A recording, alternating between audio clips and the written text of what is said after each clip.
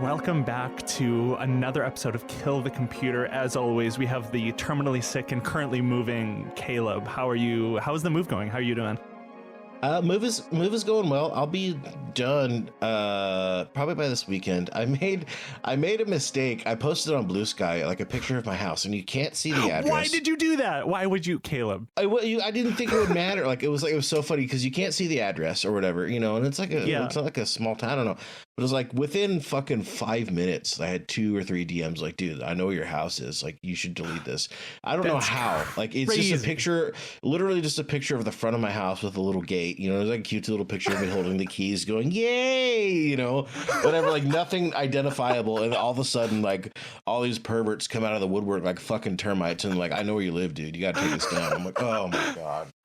The one thing I've learned from being online is if you have like any opinions about anything, it could be like about Taylor Swift or about how Donald Trump is a pedophile. If you share anything between those two opinions, people will keep track of everything you post. I've told you about how I was originally doxxed, right? How I posted a picture of a fucking monster can, right? 3 monster cans and half of a refrigerator in the at the college town I went to, and people found it from there. So like people are they're crazy.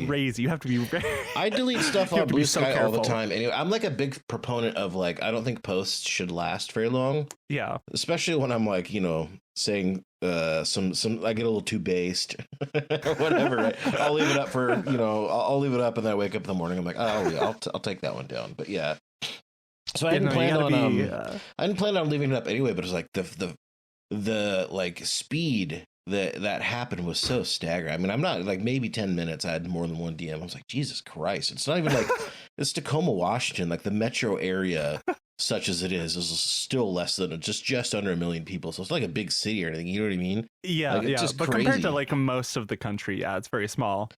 This is going to be a Patreon episode. So obviously the first half will be on the main feed. But if you listen to the end of the episode, we will be giving out Caleb's address. So yeah, come over.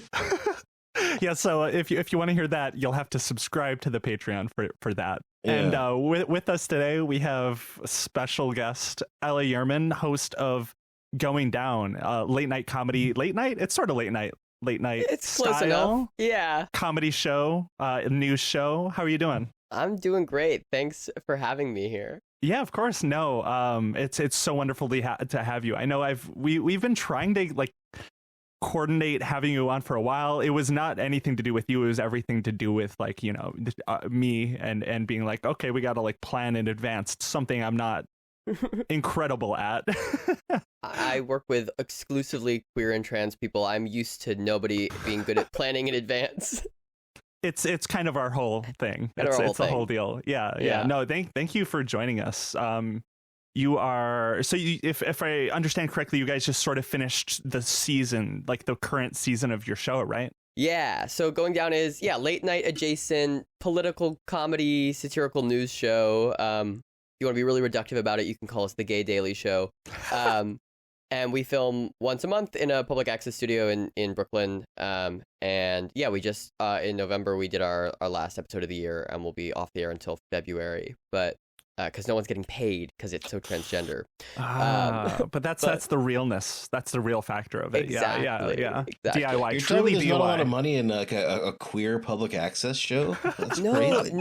we say Free Palestine every episode, and yet David Ellison has not yet come knocking on our door. It's really confusing.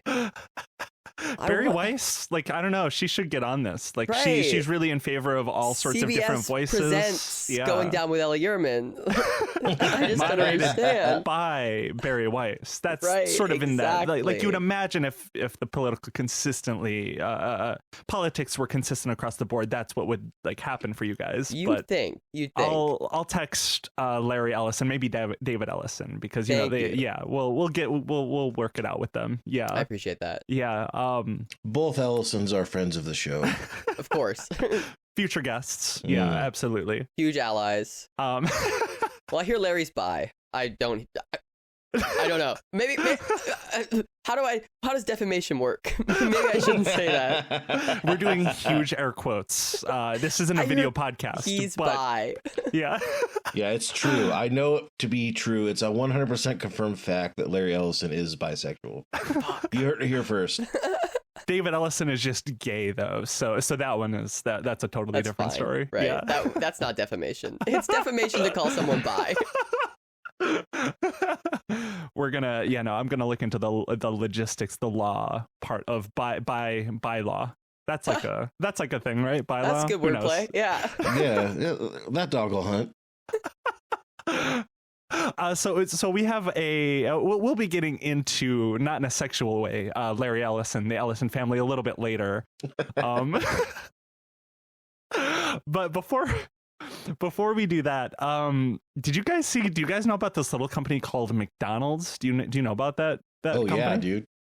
Yeah, a lot of people know about that place, about McDonald's. And a little thing called AI, right? Like generative AI. That's sort of big. That's like the big bubble right now. It's sort of inflating. It's sort of like big and round in the economy right now. I see no problems with that. No. Bubbles, famously, very permanent, super stable. Line always goes up at the exact same rate all the time. Exactly. So I don't know if you guys saw specifically the AI ad that McDonald's put out recently. You know, there's been like a couple of companies, like Coca-Cola for a while now has put out a couple AI ads too now for specifically the holiday season. But McDonald's, I guess, seeing the Coca-Cola ads and seeing the backlash that came with it, and they were like, oh, sick, we want to like get in on the hate from that as well, and they made their own ad. So we're gonna I don't know if you've watched it, Ella, but I have not actually. Oh, perfect. Okay, so I'm gonna send the specific. So getting ahead of this a little bit, they deleted it. There was so much backlash that they deleted this AI ad. I'm sending it in the chat here. Well, they Caleb, launched it, by the way, without comments. They knew it was going to be bad. I just don't think they knew how bad. Yeah, comments on the YouTube version of that completely disabled. And Caleb, when you're editing this, if you want to just like put the audio of the ad, because you don't need to see the ad. The insane thing with this ad is while you can listen to the audio itself, and you can just hear me like loading my shotgun and screaming in the background. You'll get what's happening. It's like maybe one of like the AI part's bad enough, but the message behind it is like the most bleak, anti-human. Yes, just the worst shit you can imagine. So if you want to just like edit that here into this, so if I don't know if you have it up, but if you just want to, if we can all listen to it together, I'll like count us down and we can hit play. I'm ready. Cool. 3, 2, 1. It's the most terrible time of the year. All the shops turn to mayhem, even Santa knows space, and the tree redecorated your place. It's the most terrible time of the year. The most terrible time. The roast turned to charcoal, and the cookies burned too. Freaking chaos, it feels like a I love that they have the cube of snow, by the way. I know, the cube of snow, everything explodes, everything's awful. from the madness, the lights and the cheer, and hide out in McDonald's till January's here. Everyone's favorite message, you know? I Everyone can't hates the believe holidays. that. What the fuck was the point? Like, what? Okay, listeners of the show who pay attention will know that I did go to school for this thing in a previous life that I denounce all that. But one of the things that you read about in like advertising and stuff is like semiotics and like what you're trying to portray and what you're showing and who you're trying to like convey your message to. What the fuck was any of that? Like who? It's just so completely and totally baffling. I feel like they just had an idea like, well, this is going to look like shit. So what if we went with that theme and was like, don't the holidays also suck for some reason? Like, I don't understand. And what does that have to do with McDonald's, by the way? Also, this sucks too. It's like the triumvirate of things that suck. Hideout in McDonald's till the holidays are over is such a baffling message.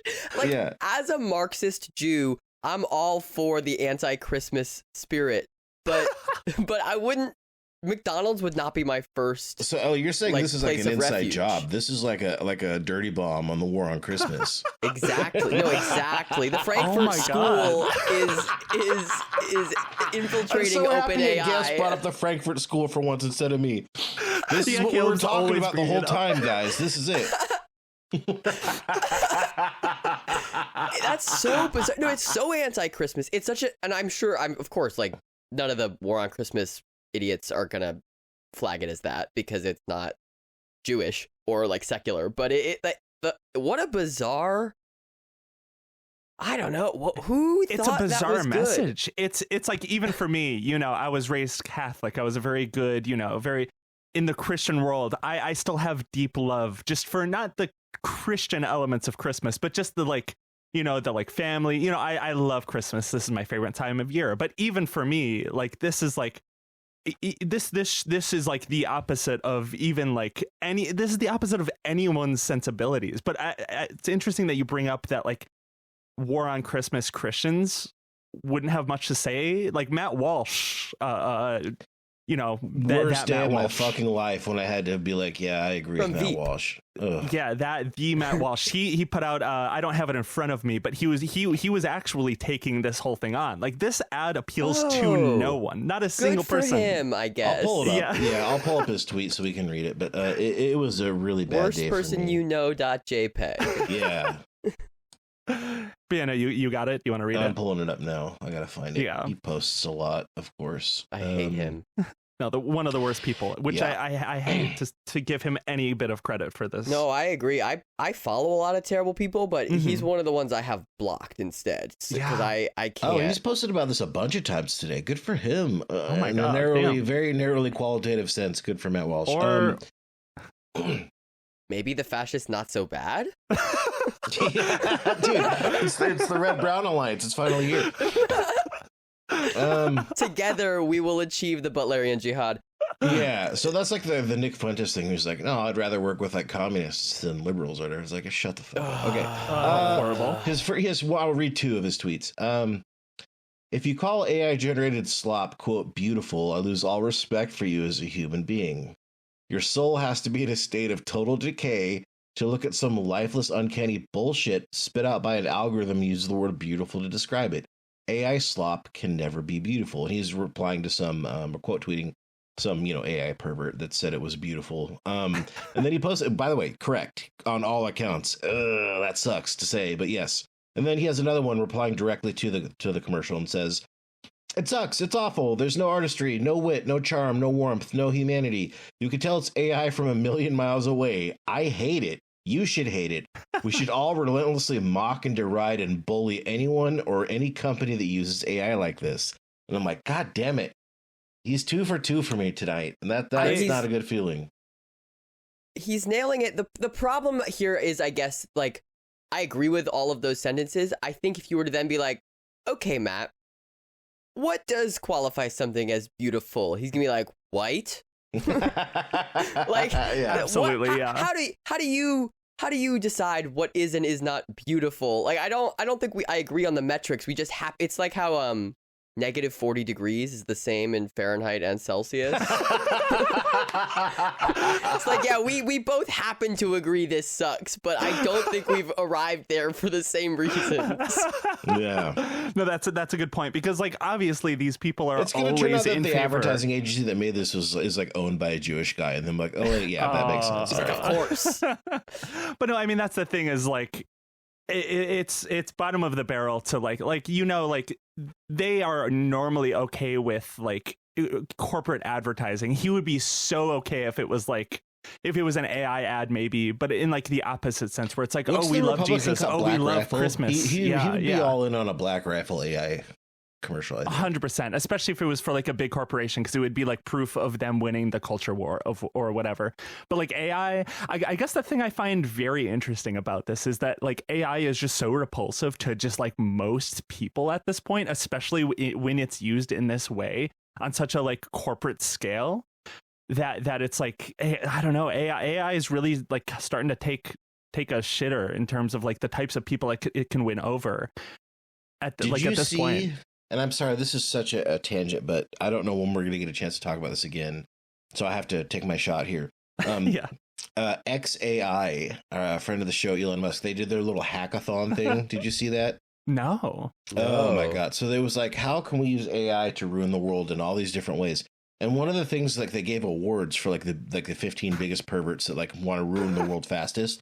Yeah. And one of the ones was like, I don't know how they, what with the I can't find the tweet, unfortunately, but it's like how to like have advertisements in shows that use generative AI in the show to promote products.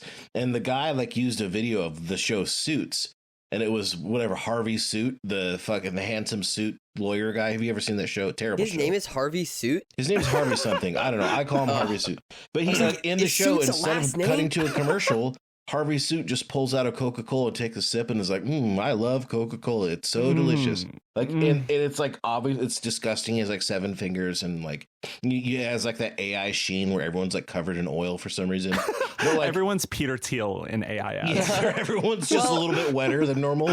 Peter like, Thiel has like sold all of his Nvidia stock, right? Like people, they are divesting a little bit, probably because bubbles famously actually have low structural integrity, and they're seeing it coming. I don't know about Peter Thiel. Are they still making the new norm?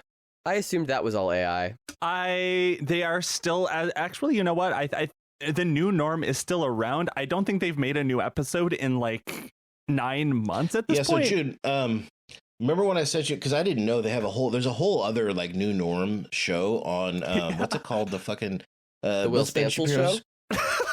We talking about the Will Stancil show? That is an adjacent show, but I think you're talking about Bertram, right? The Bertram show. Yeah, the Bertram show. Mr. Yeah, Bertram, so they have that. But when I was looking into that, because I had no idea that existed, and that's on Ben Shapiro's network, such as it is. Yeah.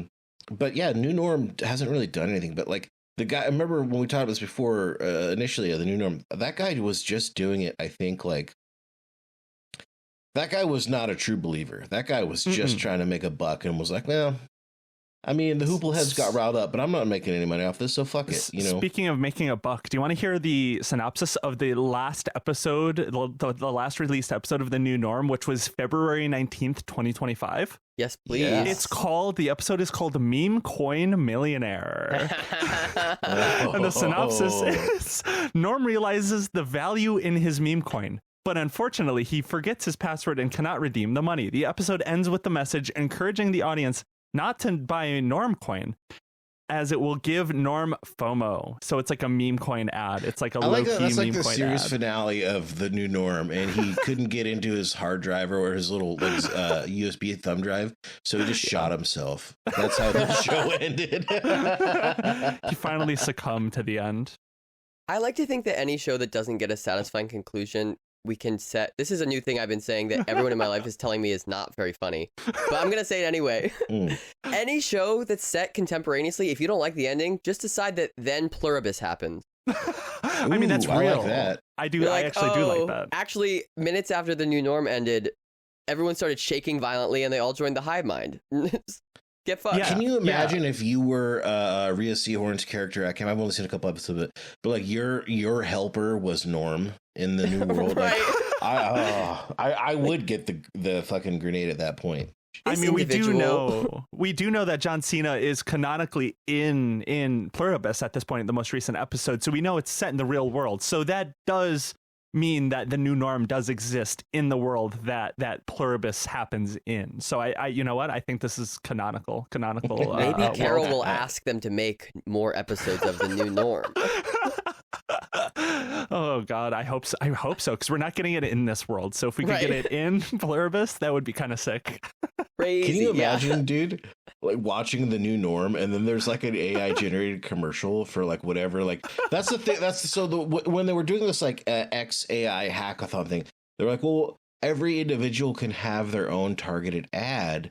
Because when you'll never have to like film an ad, because like you know how like all your ads are tailored to like what you do online or whatever, like your targeted ads. So like it could I wish just they like were better though. What's that? I feel like if they're gonna scrape all my data and tailor ads to me, I wish they would do it better. I'm getting advertisements for stuff I just bought. I'm getting Netflix recommendations for shows I have already watched. It's like if you're gonna steal everything from me, do it well then. Like at least like get preemptively show you something you want, not that you already have or watch. Yeah. Right. What's the point of the Patriot Act if you're not going to be able to sell me something I actually want? I just love the idea of Norm coming out in the middle of the show with a mid-roll and being like, "Hey, Caleb, here's a 3-star wobbly chair and some a noose that you can tie for yourself, buddy." Oh, they're waiting. They're waiting for the Warner Brothers Netflix merger with the new Norm. Right. That's going to happen soon. Oh my god. Well, Yeah. I think the flaw with this plan for conservatives is that, as we've seen with Grok, AI tends to go woke because people are kind of woke. So, like, you'd get Norm come out and being like, "Hey, have you heard of Plume, the queer and trans health app?" Starts advertising PrEP. Right. You know those shark plushies from IKEA? Yeah, no, AI is there's a lot of potential for woke. Not Grok though. Grok they keep turning it back into Mecha Hitler. For real. But so specifically, sorry, to go back to this McDonald's ad, just because I think it's like this one is so compellingly like evil and feels like the most bad. And so Caleb, do you want to read the statement from the company that put together the ad for McDonald's? Do you have it I up? would be so happy. I have the this is from 80.lv. What is this 80lv? I've never heard of this before. So, sorry, where are you looking?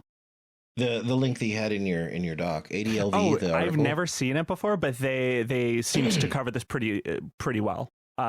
This was like one of the. I'm not sure who 80.vl or LV is, to be completely honest. It does with you. sound like you're saying ADL. It does. It's the number I was like, 80. you haven't heard of the ADL? ADL, not friends of the show, but Not- they're 80LV not, seem to be okay. I have no clue who they are. Yeah. So I should just read the lead up to the statement in the article. This is from Sure, yeah. 80.lv, written by, do they have a byline on here? Theodore McKenzie. So this is like mid-article, but they're talking leading up to the statement.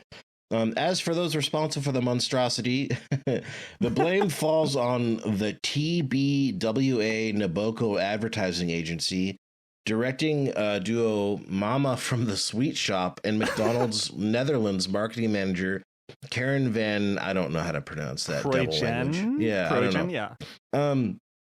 Who stated the goal was to simply show that December is a busy month for everybody, not to diss the biggest holiday for much of the Western world. Quote, "We want to give people something to look forward to each day, not only on the traditional peak dates, and this campaign brings that idea to life in a new way," the manager commented.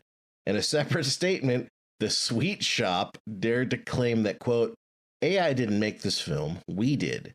Complaining about spending 7 sleepless weeks writing prompts. No comment can capture the full extent of the delusion, so here's the full quote. Again, this is from the Sweet Shop. For 7 weeks, by the way, why is it called the fucking Sweet Shop? We got to get back to that. We got to get back to that. For 7 weeks, we hardly slept with up to 10 of our in-house AI and post specialists at the Gardening Club. What the fuck is the Gardening Club? Working in lockstep with the directors of the Sweet Shop. Every shot travel. Wait, the Garden Club and the Sweet Shop are working in lockstep on this commercial? That's crazy. Every shot traveled through a rigorously engineered tool chain, real Google Earth plates, advanced style transfer, pixel level photo repair, custom LoRa's, control nets, bespoke comfy UI graphs, and thousands upon thousands of tightly steered iterations. Oh, you're selling me on this already. Then came composting, lighting balance, physics corrections, artifact removal, and the final finishing in flame. We generated what felt like dallies, thousands of takes, then shaped them in the edit just as we would on any high craft production. This wasn't an AI trick. It was a film. And here's the thing I wish more people understood. Magic isn't the technology. The magic is the team behind it. People who pushed, questioned, and experimented, swore at broken models, solved impossible problems, and refused to stop until every frame felt cinematic. I don't see this spot as a novelty or a cute seasonal experiment. To me, it's evidence of something much bigger, that when craft and technology meet with intention, they can create work that genuinely feels cinematic. So no, AI didn't make this film. We did. And it turns out it made like the worst ad in history that they had to delete it and that's the scrub worst every ad piece since of the it. Kendall Jenner Pepsi ad. That at Right, least was made by this would be a more humans. compelling statement if it didn't look like shit. Yeah, and also didn't like alienate every single possible person that this ad was targeted to. Like it's an ad for no one.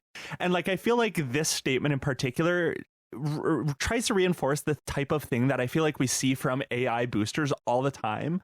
That it's like, oh, this technology is here. We have to embrace it because, like, okay, sure, it might put some artists out of work, but it's here. It's already happening. It's a tool. We're just using a tool. Yeah, and it's like, oh, our little fingers are in pain typing prompts. Our prompts are hurting us.